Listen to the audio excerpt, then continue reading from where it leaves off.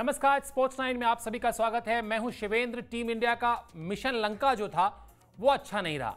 Champions trophy है कुछ ही महीनों बाद, उसकी तैयारियों के लिहाज से इस सीरीज को बहुत इंपॉर्टेंट माना जा रहा था, लेकिन वनडे सीरीज में भारतीय टीम के प्रयोग रहे नाकाम और भारतीय टीम को तीसरे वनडे में 100 रन से ज्यादा के अंतर से श्रीलंका ने हरा दिया। क्या है ये पूरी खबर, इसके क्या मायने हैं, ये हम चर्चा करेंगे इस ब्रॉडकास्ट में। और चैंपियंस ट्रॉफी की तैयारियों को लगा है बड़ा झटका। तीसरे वनडे में भारत की 110 रन से करारी हार है। एक टीम जो 2023 की वर्ल्ड कप में फाइनलिस्ट है, वो टीम अगर 110 रन से हार जाती है श्रीलंका से और सिर्फ 138 रन बनाकर ऑल आउट हो जाती है, तो सवाल तो उठेंगे। 26.1 ओवर में पूरी भारतीय टीम धराशायी हो गई। श्रीलंका ने 3 मैच की सीरीज 2-0 से जीत ली।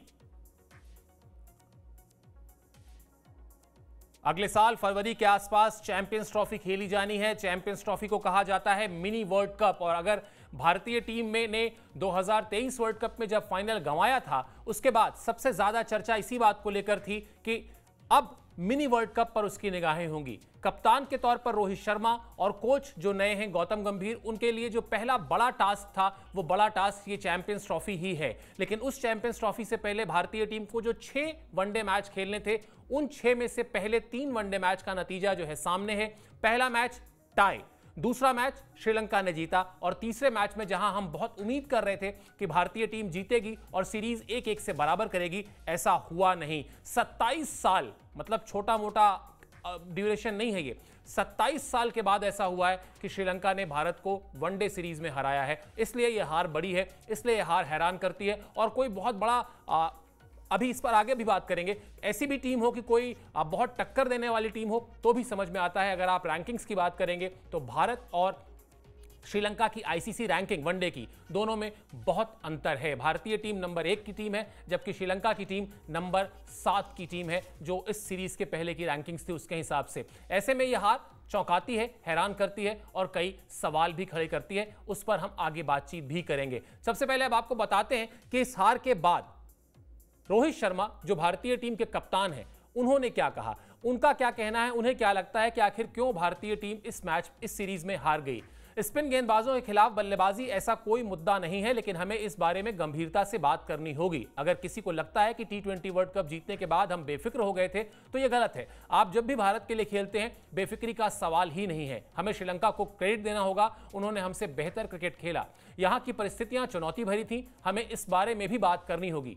एक सीरीज में हार का मतलब यह नहीं कि क्रिकेट की दुनिया ही हमारे लिए खत्म हो गई। हमारे खिलाड़ी पिछले काफी समय से अच्छा खेल रहे हैं। कुछ सीरीज में हार के लिए सभी को तैयार रहना चाहिए। यह बात तो बिल्कुल सही है कि कुछ सीरीज में हार के लिए सभी को तैयार रहना चाहिए, लेकिन हार कैसे हुई है, यह एक ऐसा विषय है जिस पर बात करनी जरूरी है। सबसे पहले आ जाते हैं उस बैटिंग ऑर्डर पर बात करते हैं जिस बैटिंग ऑर्डर में तमाम बदलाव किए गए। और मैं पहले दिन से एक ही प्रश्न पूछ रहा हूं कि बदलाव आप क्यों करते हैं, बदलाव की जरूरत आपको क्यों महसूस होती है, तब जबकि कोई चीज बेहतर ना कर रही हो, आपको मन मुताबिक रिजल्ट्स ना मिल रहे हो। लेकिन ये वही भारतीय टीम है जिसने 2023 वर्ल्ड कप में फाइनल तक का सफर बड़े ही शानदार अंदाज में तय किया था, और यही रोहित शर्मा की कप्तानी में वहां तक भारतीय टीम पहुंची थी। लेकिन शायद अभी बेनिफिट ऑफ डाउट आप इस बात का दे सकते हैं, या आप भारतीय टीम के साथ इस बात के लिए मान सकते हैं कि कहीं ना कहीं कोई एक ऐसी चीज है जो भारतीय टीम के कोच के तौर पर गौतम गंभीर और भारतीय टीम के कप्तान के तौर पर रोहित शर्मा आजमाना चाहते हैं। उन्हें शायद वहां पर कोई एक स्कोप दिख रहा है। अगर आप 1 से लेकर 11 तक का बैटिंग ऑर्डर जाएंगे तो उसमें कहीं ना कहीं कोई एक ऐसी जगह है, शायद एक बाएं हाथ के बल्लेबाज की जरूरत महसूस हो रही है कि अगर चैंपियंस ट्रॉफी में और उसके अलावा विश्व क्रिकेट में जिस तरह का इस वक्त खेल हो चुका है, उसमें अगर आपको बने रहना है और अपने आप को एक सुपर पावर की तरह प्रोजेक्ट करना है, एक सुपर पावर की तरह से अपने आप को साबित करना है, तो संभवतः एक मिडिल ऑर्डर में बल्लेबाज चाहिए बाएं हाथ का। ऐसा हो सकता है कप्तान और कोच की सोच हो, और इसीलिए ये सब कुछ जो उठापटक हुई या जो बदलाव किए गए वो इस कारण से किए जा सकते हैं। लेकिन इन बदलावों का जो नतीजा है वो भारतीय टीम के पक्ष में नहीं गया। और हमेशा ये कहा जाता है कि आप अगर जीत जो है वो आपके आत्मविश्वास को बढ़ाती है, तो हार जो है सवाल पैदा करती है। हार जो है वो आत्मविश्वास को कहीं ना कहीं थोड़ा हिलाती डुलाती है, थोड़ा सा अपने आप पर शक करने लगती है कि क्या हम आगे जीतेंगे या नहीं जीतेंगे और किस तरह से कहां गलतियां हो रही हैं। तो ये सारा माहौल है और इस माहौल में आगे अब देखना होगा कि भारतीय टीम क्या करती है।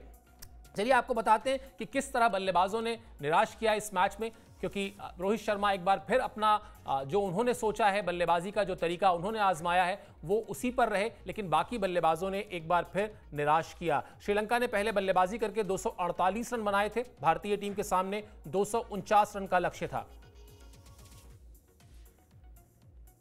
भारत ने सिर्फ 4.3 ओवर में 37 रन बना भी लिए थे।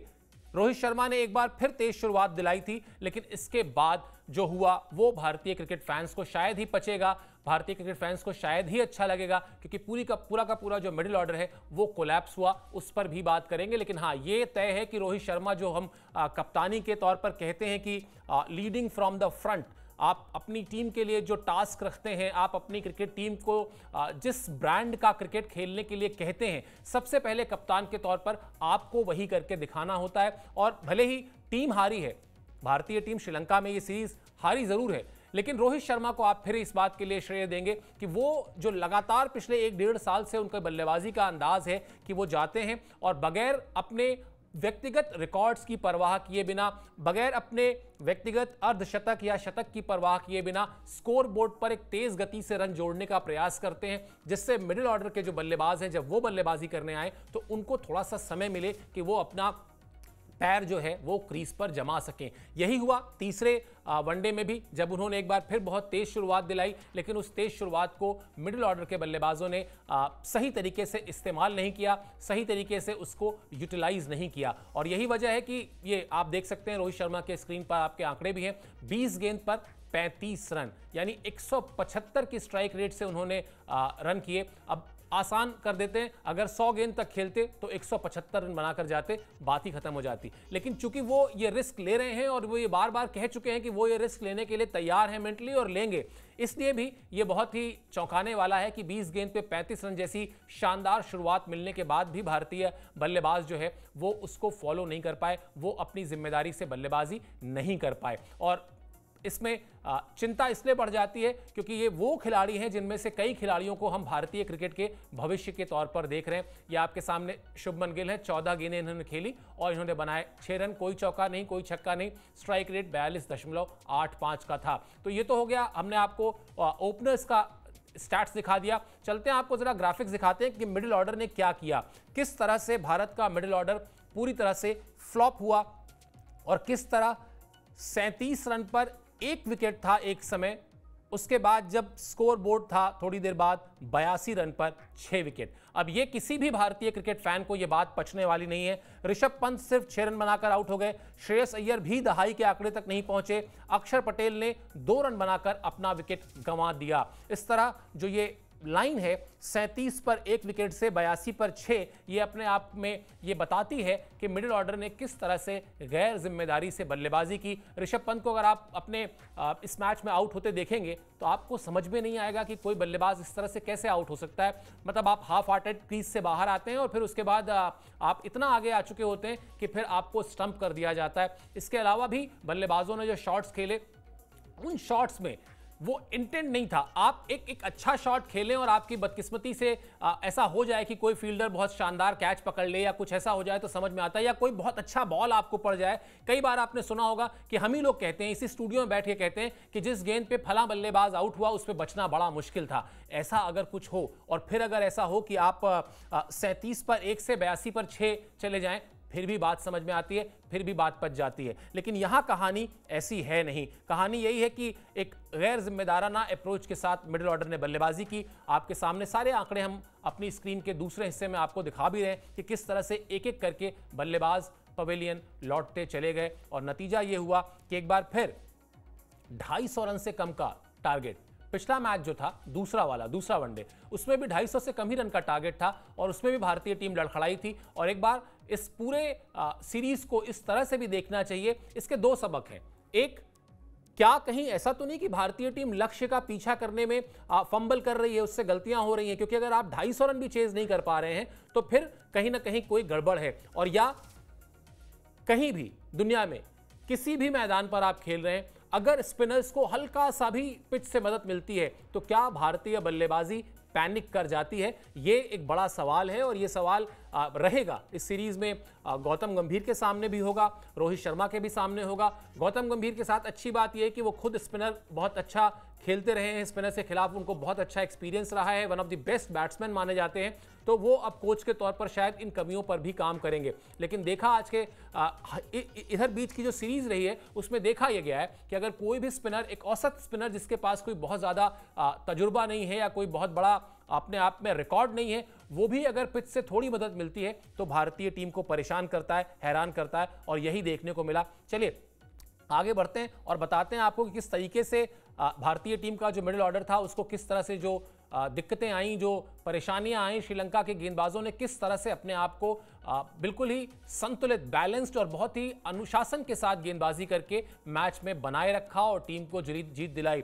दुनित विल्लागे ने 5 बल्लेबाजों को आउट किया। विल्लागे ने 5.1 ओवर में 27 रन देकर 5 विकेट लिए, और ये 5 विकेट भी जरा देखिए, आपकी स्क्रीन पर नाम है रोहित शर्मा, विराट कोहली, श्रेयस अय्यर, अक्षर पटेल और कुलदीप यादव। जब कोई खिलाड़ी दूसरी टीम के टॉप ऑर्डर, मिडिल ऑर्डर और फिर लोअर ऑर्डर तीनों जगहों से विकेट निकाले ना, तो फिर आप समझ लीजिए कि वो दिन उसी का था, उसके आगे कुछ आप कर नहीं सकते थे। और कुछ तो उनकी गेंदबाजी का आपकी तारीफ करिए और कुछ अपनी बल्लेबाजी जो थी और अपने बल्लेबाजों का जो अप्रोच था उस पर अफसोस करिए, वरना इस तरह के हाल हुए ना होते। स्पिन गेंदबाजों के सामने भारतीय टीम लड़खड़ाई। पिछले मैच में वेंडरसे ने, हम अभी बात कर भी रहे थे, देखिए पिछले मैच में वेंडरसे ने 6 विकेट निकाल दिए थे, जबकि बिल्कुल ही अनुभवहीन किस्म के वो स्पिनर हैं। ऐसा नहीं कि कोई बहुत बड़ा उनके पास स्पिन का डिपार्टमेंट में जितनी तरह की वैरायटी होती है वो सब कुछ हो, बड़े ही कम अनुभवी हैं, बहुत ही कम अंतर्राष्ट्रीय मैच खेले हैं, 20-25 अंतर्राष्ट्रीय मैच का तजुर्बा है उनको। लेकिन जैसे उन्होंने अपने आप को अप्लाई किया, इसलिए उनकी तारीफ होगी। और ये आपके सामने देखिए श्रीलंका के खिलाड़ियों का जो परफॉर्मेंस रहा है वो भी आपके सामने है। दुनित विल्लागे, जिनका मैंने बताया 5.1 ओवर में 27 रन, 5.22 की इकोनॉमी, और विकेट के कॉलम के सामने देख लीजिए 5 विकेट हैं। यानी एक तरीके से इन्होंने अपने लिए शतक बना दिया। कहा जाता है क्रिकेट में कि बल्लेबाज के लिए शतक और गेंदबाज के लिए 5 विकेट एक तरीके से उसका शतक होता है। तो ये रहा दुनित विल्लागे का शतक, जिसमें 5 विकेट उनके खाते में है, और जिस तरह से उन्होंने अपनी टीम को जीत दिलाई। और इस जीत का जो बीच में हम बात भी कर रहे थे कि जो सबसे बड़ा एक कचोटेगी जो बात तकलीफ देगी, वो ये कि 27 साल, सोच के देखिए, लगभग 3 दशक से ऐसा नहीं हुआ था कि भारतीय टीम श्रीलंका में जाए और वनडे सीरीज जीत के ना आए। लेकिन यहां पर 27 साल बाद श्रीलंका ने वनडे सीरीज में भारत को हराया, और उसमें भी बड़ी बात यह थी कि तेज गेंदबाजों की गैर मौजूदगी में श्रीलंका की जीत है। ये पातिराना, मधुशंका, चमीरा जैसे गेंदबाज नहीं खेल रहे थे, जबकि भारतीय टीम फुल स्ट्रेंथ में थी अपने। अगर आप जसप्रीत बुमराह को छोड़ दें तो बाकी सभी जो गेंदबाज थे, जो बल्लेबाज थे, वो शामिल थे। T20 सीरीज में भारतीय टीम ने व्हाइट वॉश किया था।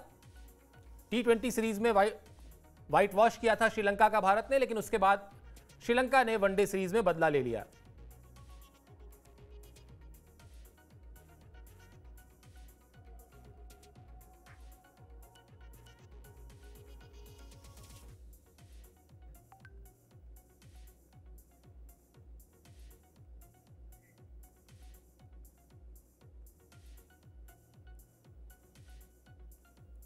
तो इसलिए भी ये जो बहुत बड़ा एक फैक्टर है, इसको समझना होगा, इस पर थोड़ा सा बात करना जरूरी है कि श्रीलंका की टीम पातिराना, मधुशंका और चमीरा के बिना खेल रही थी इस सीरीज में। और दूसरी तरफ भारतीय टीम के पास, मतलब इस सीरीज के पहले अगर आपका घटनाक्रम अगर आप याद करें तो यह कहा जा रहा था कि विराट कोहली और रोहित शर्मा वो इस सीरीज से आराम चाहते हैं, वो अपने परिवार के साथ छुट्टियां मना रहे थे T20 वर्ल्ड कप की जीत के बाद। लेकिन गौतम गंभीर एक कोच के तौर पर ये बात रखते हैं मैनेजमेंट के सामने कि नहीं, चूंकि हमारे पास चैंपियंस ट्रॉफी को लेकर ज्यादा मैचेस नहीं बचे हुए हैं, इसलिए इन दोनों खिलाड़ियों को भी बुला लीजिए, ताकि जो एक कोर टीम बननी है, एक जो कोर हमें एक्सपेरिमेंट्स करने हैं या जो हमें एक तालमेल बनाना है, वो हमारा बन जाए। ये बात कम्युनिकेट की जाती है इन दोनों खिलाड़ियों को, ये दोनों खिलाड़ी वापस आते हैं, टीम के साथ जुड़ते हैं और वनडे सीरीज में खेलते हैं। तो जब पूरी फुल स्ट्रेंथ में टीम खेलती है तो फिर उसके बाद बड़ा मतलब सवाल उठना लाजमी हो जाता है कि एक तरफ आपके सामने ऐसी टीम थी जो थोड़ी कम अनुभवी थी, लेकिन उसके बाद दूसरी टीम जो थी उसमें फुल स्ट्रेंथ टीम थी और उस फुल स्ट्रेंथ टीम में रोहित शर्मा और विराट कोहली जैसे बड़े बल्लेबाज थे। लेकिन बावजूद इसके भारतीय टीम को वनडे सीरीज में हार का सामना करना पड़ा।